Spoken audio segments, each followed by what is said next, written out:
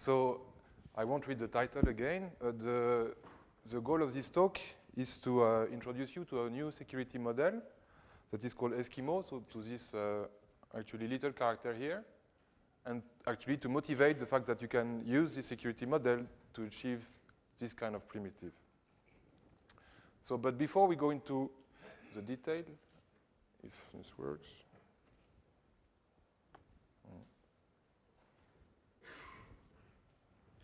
Okay.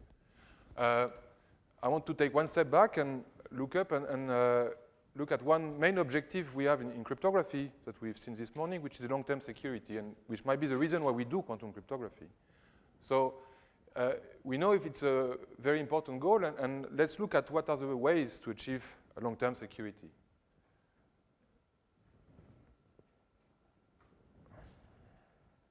Okay. So if we take the bigger picture, we can search the different paths.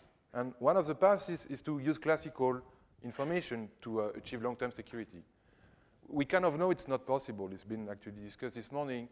But let's look at the opportunity we have. We can use a one-time path, but we know somehow it's not practical. And we want also practical schemes, right? So because we have the key distribution problem. We can use physical layer security, like for example, the wiretap channels. So it's possible to have ITS security in this setting, but somehow you need extra assumptions about the physics. For example, that one channel is more noisy than the other, and this you cannot prove. So it's you need to make assumptions. Or you can use computational schemes, but then basically the basic nature of classical information means that you can store this information, and later you can try to attack it many times because there is no cloning limits, and basically there is no guarantee in the time that it will be secure. So basically, basically, if you want to do to use this path, this classical path for long-term security, there is something that doesn't really work. It's kind of, let's say, fishy.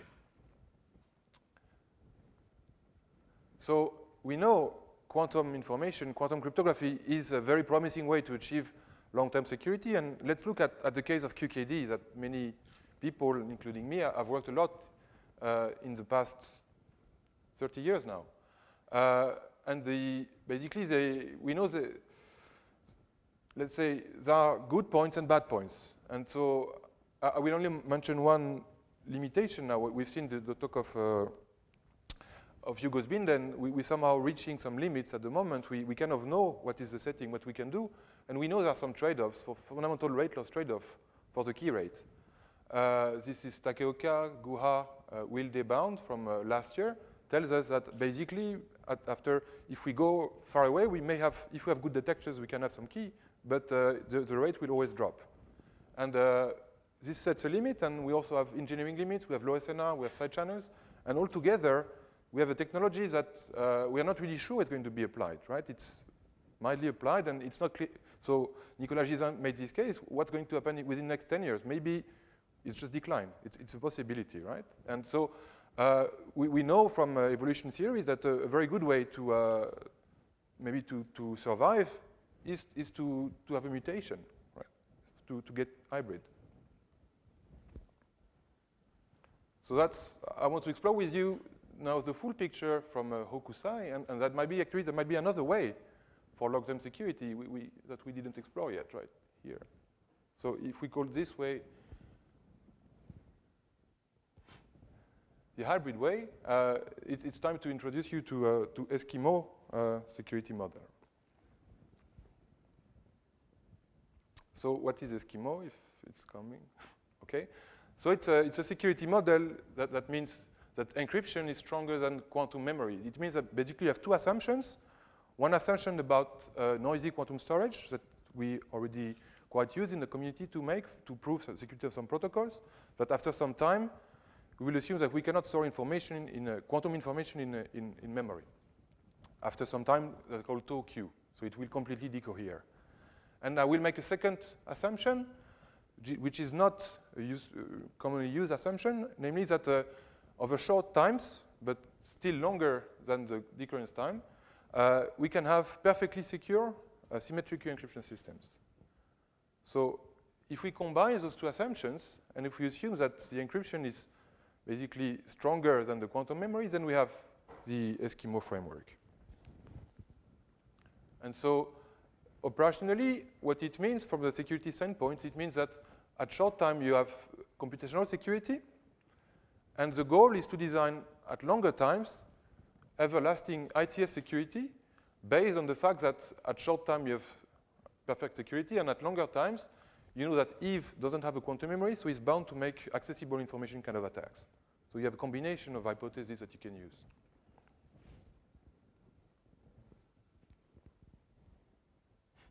Okay.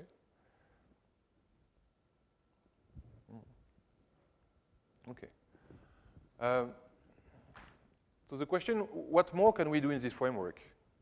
So I won't go into too much detail because time is limited, but the high-level idea is that you can use codes. You can use classical coding, right? That you can't really use in quantum in QKD. So Alice Bob, on the Alice Bob channel, you can use a classical quantum code to exchange reliably a message, and you can use coding to make reliability higher. While the computational shielding, so the fact that you have a perfect cipher allows you to expand a short key to a pseudo-random sequence and use this to shield your quantum codes.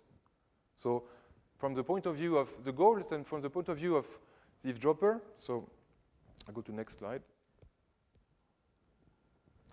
So you have a picture like this. So it's so what you can actually do is not only key distribution, but it's secure message passing, direct secure communication if you want, with everlasting security.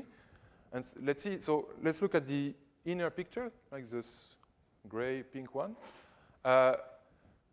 So you have some classical information encoded over a quantum state with a key. And only the legitimate user have this symmetric key. And the idea is to find schemes where, so that the accessible information of if you give him the input of the channel, if you give her the input of the channel, is bounded, while the accessible information of Bob, if he can decode with the key, so he can make a transformation of the state depending on the key and then decode, is larger. If you have that, then basically, I mean, you have effectively what is called a wiretap channel. You have a code word C here that you can decode in a code C prime here with a probability of error on this channel lower than on this channel. And once you have that, you can use classical codes for the wiretap channel to achieve reliability and to do a secure communication.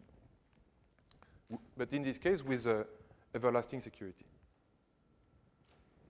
So what about explicit protocols? So that's, at the moment, I found 2 protocols, and there probably are many more ways to do it. But the goal is to find protocols that are practical, because we are making assumptions that are already, let's say, a bit bold in terms of cryptographic assumptions. So the goal is really to go further, so what we can do in the lab at the moment. So let's say we want to send 1 bit, right? And we are going to encode it over BPSK modulation, like in the talk of Jeffrey Shapiro that we've seen this modulation. So 2 current states that are very easy to produce, and you just need a phase shift to encode the value of the bit. So they are going to be very small. I mean, if you want to have security, you need to have non-orthogonal states, right? But then you can use a repetition code, in this case of length 2 to the m, so you will repeat this sequence 2 to the m times. And you will also encrypt, so it means for each of these 2 to the m pulse, you will one-time pad the value of the bit at the optical level. And then you send this on the channel that is lossy. We consider a lossy bosonic channel here. And on the other side, what you will do, both to decrypt, basically, you don't want to make a low SNR measurement for all of the pulse.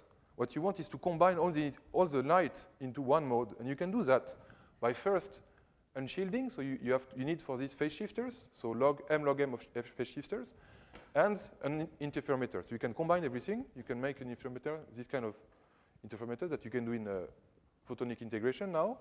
That will combine m log m phase shifters and m log m mirrors to make some kind of unitary that will depend on the key, that will both unshield and unfold the code into like pulse position modulation. So in this case, into one light of mode, because we are encoding only in one mode at the beginning. So, so the idea is that you can actually detect, it's better to detect with homodyne detection, and it's doable to discriminate alpha and minus alpha, and not with single photon detectors, as I was thinking a few days ago. And basically, even with the main interest, right, is that with noisy detector, you still get good performance. That's the catch of what you can get with this protocol. That because you have this coding and you have a coding gain that allows you to concentrate all the light into one mode and then to make a detection on high energy signal, even if you have low energy signals that will bound the information of Eve. So you have a coding gain that allows you to use bad detectors to basically do secure communication with reliability. And so with homodynamic detection, we could show that you could use very noisy, like -3 dB homodynamic detection. So the electron neediness to short noise ratio would be 0.5, and it would still work, and you would have not exactly this curve, but this kind of performance as well. And you see the size of the interferometer here is you need m log m mirrors, so is reasonable. Here in this case you would need something like 15 to 20 mirrors and phase shifters, and here something like 50. And all these parameters are practically achievable, while look, I mentioned it would be a homodynamic detection with 3 dB is actually something you comparable to what you find is in the classical telecom communication links. So with these classical communication links, everything is already in place. You already have links that have 10 gigabit per second BPSK modulation and detectors that are in this noisy regime, and you could use this hardware already in place to do everlasting security communication. So this is really a big practical advantage. What we can observe, however, there is no kind of free lunch. You cannot break the rate loss trade-off with this construction. So because if you want to increase your distance and so to concentrate your light more, you need to increase the length of your code, and then the rate of your communication gets lower. So there is a trade-off, and this trade-off forbids you to go beyond the basically TWG bound. But there is hope to go beyond this trade-off within this model. I mean, there is no, while we cannot do it with a general QKD security model. There is hope to do it in this setting, actually, because of the results on quantum data locking. We know with quantum data locking, we can go at 1 bit close to the classical capacity of the channel and do secure, key distribution and secure communication at this rate. And in principle, this model is even more general and could make quantum data locking more practical, because we could actually use codes that wouldn't be random, so we could decode them. So it brings me to the end.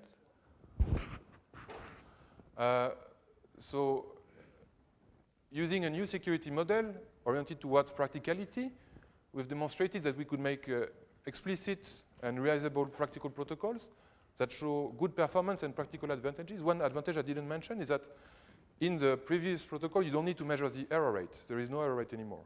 It's just because you are bounding the information from the beginning. You give him the input of the channel, so you have nothing to measure.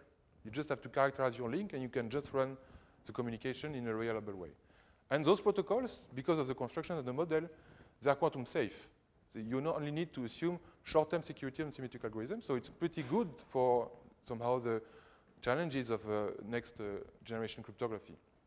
I want also to state that even the assumption we are making, so Eskimo assumption, they are actually weaker than the assumption we usually make when we use QKD and AES, which is what people do when they do practical QKD, right? They do QKD and they encrypt with AES with QKD key. When you do that, you somehow assume that AES is secure for the long term.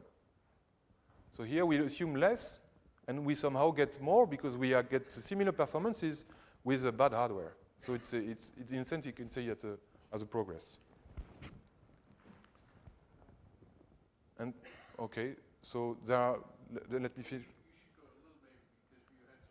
Okay, thank you, Charlie. So I would mention 3 challenges. So it's new idea, and we certainly need to understand the limits. What can be done, what cannot be done in this setting. I think there is hope to find practical quantum data locking protocols, so that means realizable, that would go beyond the rate loss trade-off of QKD, so close to the whole level capacity of the channel. And also, I think an exciting question is to see whether we can use this new framework to design publicly-like functionality. With this, I want to thank you for your attention, and hopefully the journey towards long-term security will be long.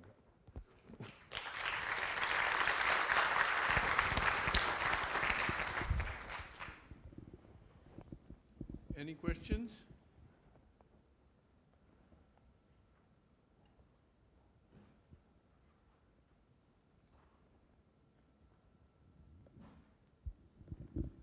Well, let's